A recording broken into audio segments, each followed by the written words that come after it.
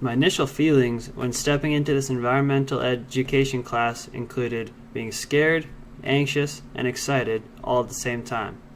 I was worried because I didn't know what I was getting myself into, but also excited to learn more about the environment and nature, which I love so much. Right out the gate, we started discussing terms like sustainability, eco-literacy, and environmental education. These were things I never paid much attention to in my life until I was asked to reflect on them. My first journal, blog post, I looked at what environment is to me. I described it mainly as the relationship we have with the things around us and the experiences we have in those certain places. And also, not only what we can see, but it is about what we do not see as well. My following blogs and journals were focused on environmental issues as we discussed them in class with our sharing stations. This activity really opened my eyes and my brain to thinking about eco-literacy and sustainability in a whole new way. Whether it was Jackie's talks on GMOs, Bobby's on irrigation, or Jess and Trina's on endangered species. All of these examples helped me shape my thinking towards a critical, activist, do-something type of thought. In the coming weeks, many of the readings also helped my learning growth process bloom by taking things deeper and in a different direction. Donella Meadows' Leverage Points reading shared growth as a bathtub analysis, and that is not intuitive. The Tragedy of the Commons showed the invisible hand reference, and that there is no technical solution. The world is finite. Also, that freedom is the recognition of necessity. In my next blog, I touch on class discussions what it meant to be an environmentalist, and if I thought I was one. This was a hard question for me to answer, as I enjoy the nature and all, but don't see myself as a tree hugger or a hippie as they are often labeled. In my journal, I shared a collage which shows my position on being an environmentalist. Yeah, it may be hard to do what others see as lame or useless, but it must be done.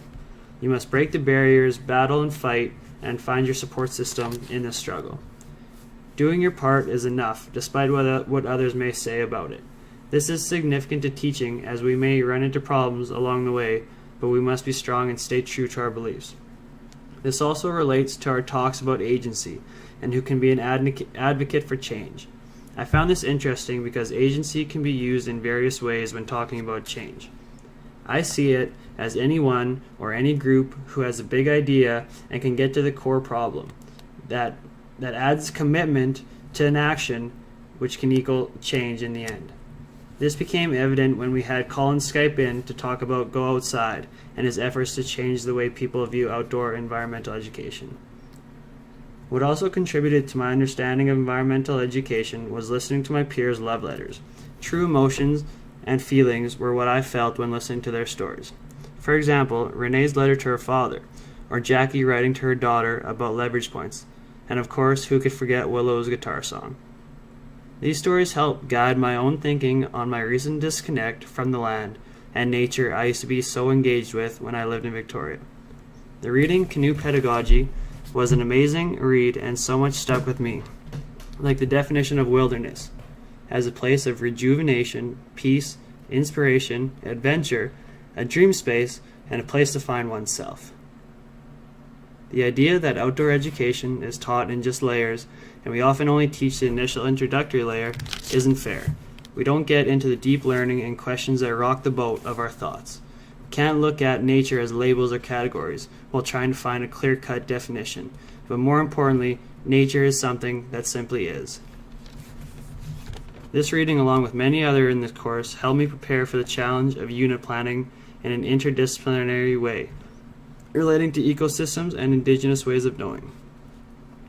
I wanted to take all knowledge I have learned in the semester and bring my own personal experiences to the table with this unit.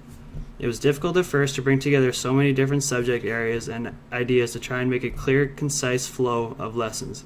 I soon found myself relating back to my old ways and trying to format certain lessons and subjects into specified blocks or timetables, when clearly that was not the goal of this unit. I wanted the unit to be one clear overall learning experience, not subjugated by labels. As soon as that clicked in my head, things ran a lot smoother and came together. These challenges helped me reestablish my feelings and thought toward outdoor education, and it is more about how you study than what you study. Although the combination of both is crucial, it is about the hands-on, experimental learning experience. Through this semester, I've been shaped by topics like eco-literacy, sustainability, agency, and environmentalists. These overarching ideas have helped my vision of how I want to teach in my future classroom and made me stronger as a person. Someone who cares about nature, environment, and teaching others about change. Through reflecting, blogging, and writing, I've been given the opportunity to question my own thinking critically and grow in my journey. I can only hope moving forward that I continue on this path and can share my experiences and become an advocate for change for others around me. Whoa, hello! Hey, buddy! Hi! This is a surprise! Yeah! Okay, see you later! Perfect, that's gonna be perfect. Yeah, you can get to the core